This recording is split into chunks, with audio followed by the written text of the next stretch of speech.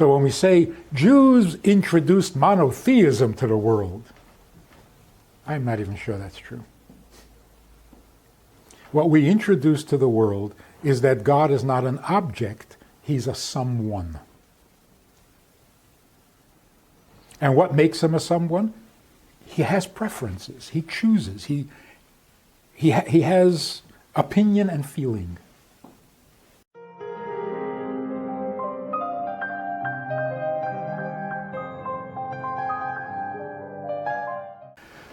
Let's start with what is God,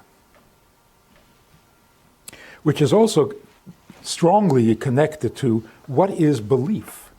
What does it mean you believe in God? It makes it really sound like there is no God, you just have to believe it.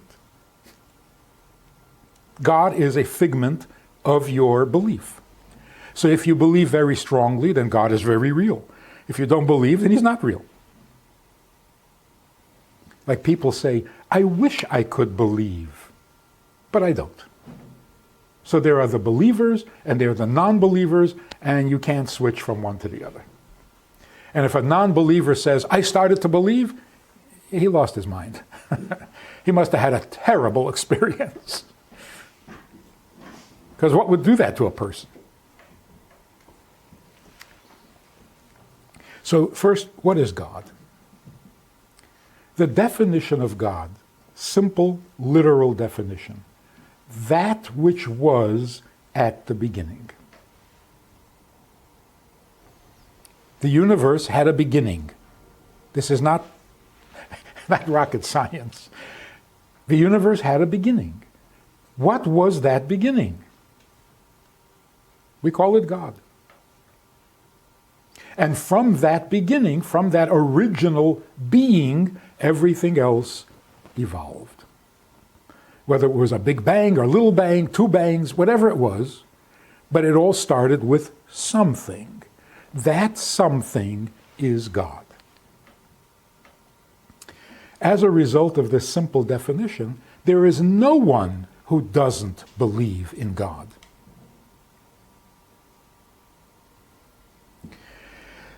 Except people who don't want to think. But the theory of evolution, for example, is a belief in God. But the God that they're talking about is a subatomic particle. There was a subatomic particle that was eternal, that was there at the beginning, it exploded, and the rest is history. So everyone has a God. Anyone who thinks. What came at the beginning? So there was this atheist, forget his name, he passed away recently, he wrote books. God is not great. What was his name?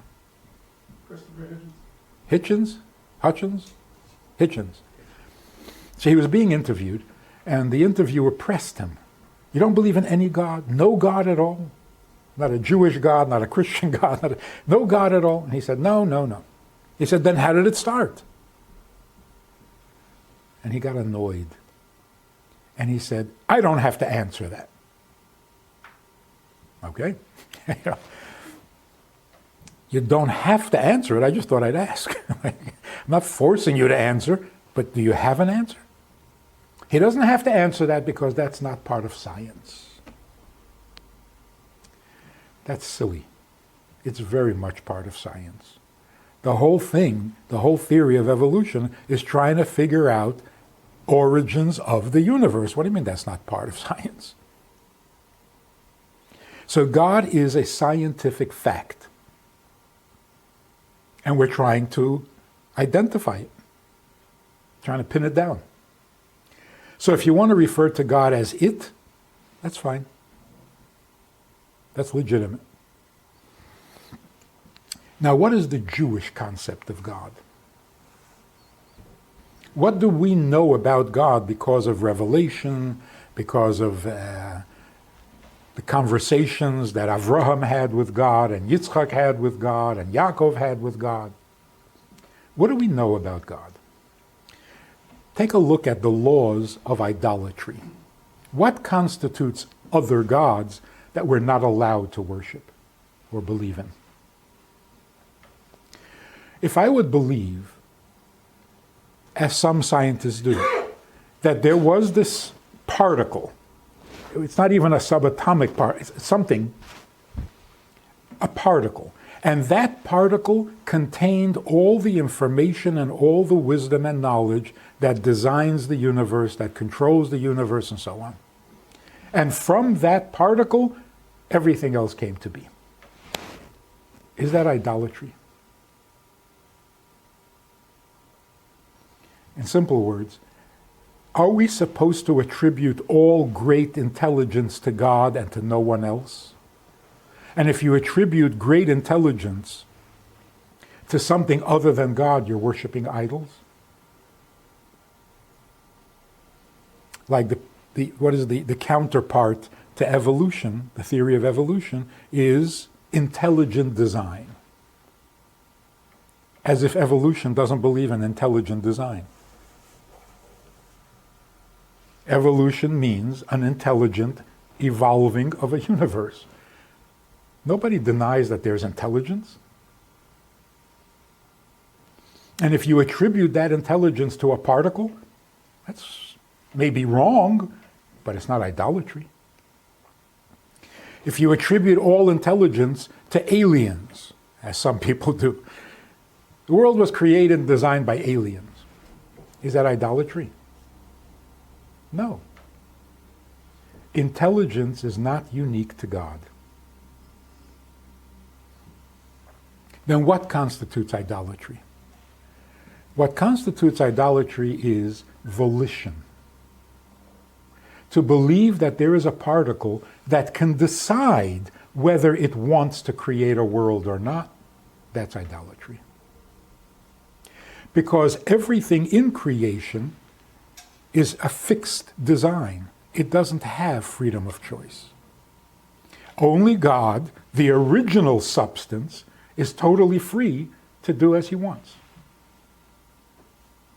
So if you attribute that kind of independent will to anything in creation, that's idolatry. So the Jewish God is the original being who is free to choose, to decide what he wants to do. And he decided to create the world. So why do we refer to God as a he? Not rather than she. Why he rather than it? Because if God chose to create the world, there's a personality there. It's not an it anymore. It's a someone. So that is the insight, the revelation, the contribution that Jewish thought brings to the belief in God. So when we say Jews introduced monotheism to the world, I'm not even sure that's true. What we introduce to the world is that God is not an object, he's a someone. And what makes him a someone? He has preferences, he chooses, he has opinion and feeling. To put it in very simple, because we have to cut it short, God created the world. If you ask most people, what do you mean by God? They'll say, the Creator. Why do we say that? Because that's how the Bible begins. In the beginning, God created. So what do we know about God? He created. Only Jews have the chutzpah to read that verse and say, why? Why did he create the world? What can he possibly gain by creating a world? If he was already God, good enough. What's he missing? And that, I'm predicting the future, that is going to be the question of the future.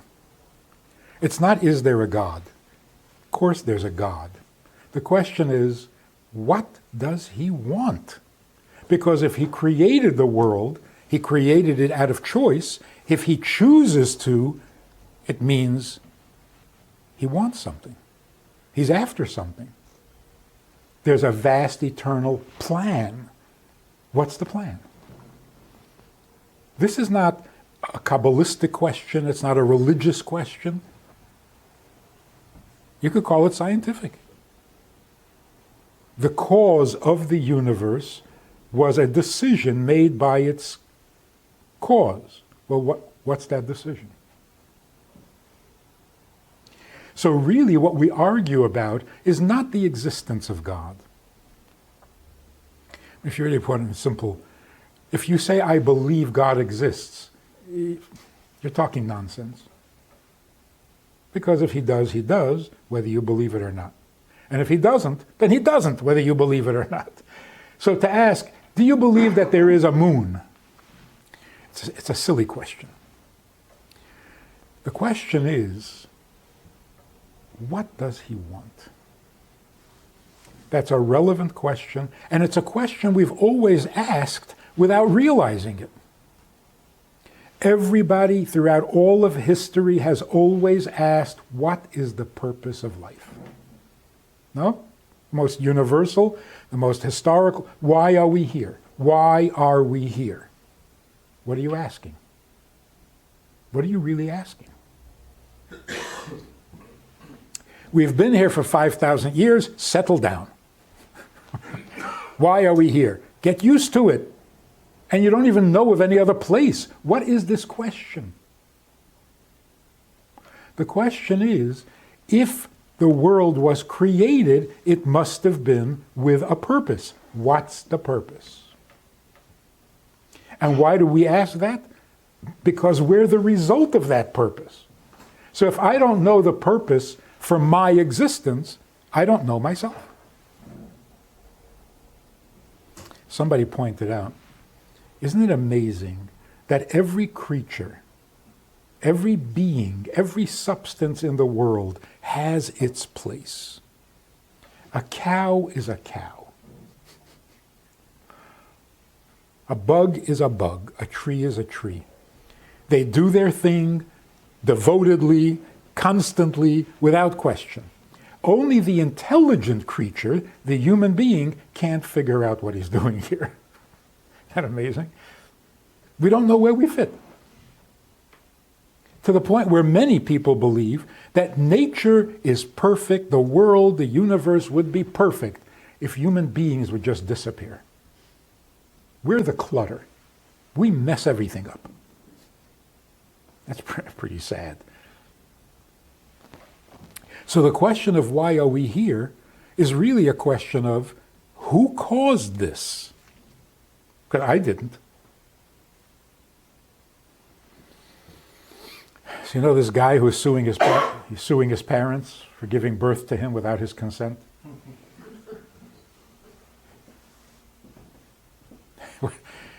What's bothering him? What's his problem? He resents being born? But by doing that, he opened a Pandora's box. Now he's got everybody thinking, yeah, I wasn't asked. Hey, I wasn't asked. This is not my decision. What am I doing here? Who did this to me? That used to be a religious question. Not anymore. So, what does it mean to believe in God? From a Jewish perspective. To believe that he exists, that's nonsense. Either he does or he doesn't. It's not a subject for faith. Faith means that which cannot be explained rationally. Can't, not that we don't have an explanation. It cannot be known, and when we face an issue that cannot be known, we have another tool in our repertoire called faith, with which we can deal, we can handle stuff that the brain cannot. So if you're optimistic, where's that coming from? If you're optimistic, people will say to you, oh, come on, get real. Be realistic. Oh, so optimistic is not real? What, pessimistic is real? They asked this pessimist, can't you think of anything positive to say at all? Nothing positive? He says, yes, yeah, there is something positive. Today is much better than tomorrow is going to be. That's positive thinking. What is it? What is faith in God? Faith in God simply means familiarity. We know He exists, but from a distance, irrelevant to our own existence. Faith means making God familiar. So when somebody asks you, why do you believe in God? And you give him this whole thing about where did the world begin and who created the world, that's not what he's asking.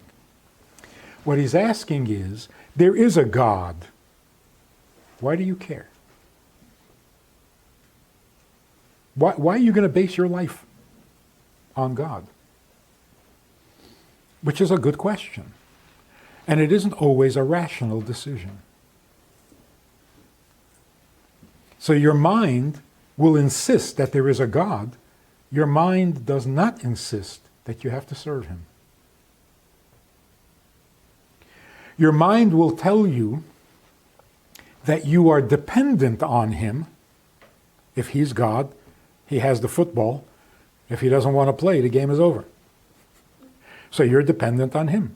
So you have to pray to Him, you have to appease Him, you have to fawn on Him, compliment Him, so that He'll be good to you. That's horrible. Unfortunately, Jewish exposure to that kind of thinking over the centuries, we absorb what the environment gives us. And it became part of Jewish thinking, which is very sad. Here's what Jewish thinking should be. We are not needy and dependent on God. God is the one who is needy, and He is dependent on us. That's faith. Emunah means a familiarity. Like in the Hebrew, the word uman means a craftsman, an expert, somebody who's familiar with. We are familiar with God because God needs us more than we need Him. And that's why commandments, 10 commandments, that translation has ruined everything. As soon as you say God has commandments, He's no longer friendly. He's not the one who's needy. Now you got to watch your step because you violated a commandment. That's not Jewish thinking. Jewish thinking is, when God spoke to us at Mount Sinai, He wasn't telling us what we must do, He's telling us what He must have. The kind of world He needs and the kind of world He envisioned when He created it. So God revealed Himself. That's why it's called revelation at Mount Sinai. If we could get this into our thinking, into our educational system, we need God. If He created us, then who needs whom? How did we become the needy ones when He created us? So, well, don't we need to eat and sleep and drink? So, well, that's how He created us. So this guy who says, I'm suing my parents because they gave birth to me without my consent, he's right. Only you can't blame your parents because they have the same problem. They also were not asked whether they want to be born. So eventually your complaint has to be to God Himself. So you should come to God, and this is so Jewish. You come to God and say, God, You created me with a need to eat. So give me some food. Like this guy says, you gave birth to me, got to pay all my bills. He's right. If he was demanding it from God. And that's why God says, if you follow my commandments, I'll give you, you'll have, you'll be. He's indebted. This is not reward. This is only fair. I created you because I need you this way. Well, if you need me this way, make it work. Give me the bread that I need. Keep me healthy. Otherwise, how can I serve you? So, two things happen when we switch. Who is the needy party here? Religion has used this as a whip. You better be religious because you're so dependent on him. If he's turned off to you, you're in big trouble. You're going to go to hell.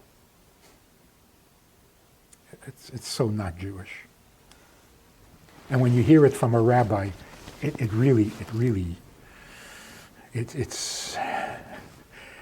horrific.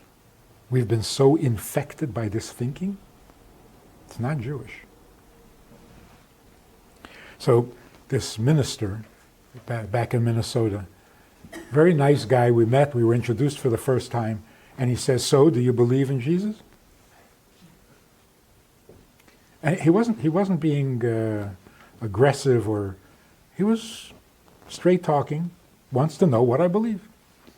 So I said, look, I don't know much about Christianity, but I'm not looking for a God who's going to help me. I'm looking for a God that I can do for, not have him do for me. And that's it. There was nothing he could say. He started to cry. And he says, I never thought of that. Are we here to get from God what we need, which he made us need? This doesn't make any sense at all. What is life all about? Fulfilling your needs. Did I ask for these needs? No. But you got to spend your whole life taking care of your needs. And if you don't, you go to hell? I mean, this is mind-boggling. No, God is the needy one, not us. This has two very important virtues. One is God becomes lovable, not distant and cold and invulnerable. And number two, what a relief. I'm not the needy one. That is such a burden off of our conscience. What's wrong with you? When are you going to be? How come you don't? Wait, you should. You better. No. I don't have to anything because I didn't create myself or the world. I'm here because he has a vast eternal need. And if I can do something for him, my existence is justified. Otherwise, I got no problems. So that's the future of psychology. We're going to stop looking for deep, repressed needs. Thank you very much. I don't need any more needs. Don't tell me I have more needs than I think I have. Tell me that I don't have any needs because I didn't ask to be born. Now, why am I here makes all the sense in the world. And the only answer to that is, well, ask whoever created you and hope that he had a purpose. Otherwise, we're all in trouble. We're here for nothing. Partner with Rabbi Friedman. Visit itsgoodtoknow.org/support.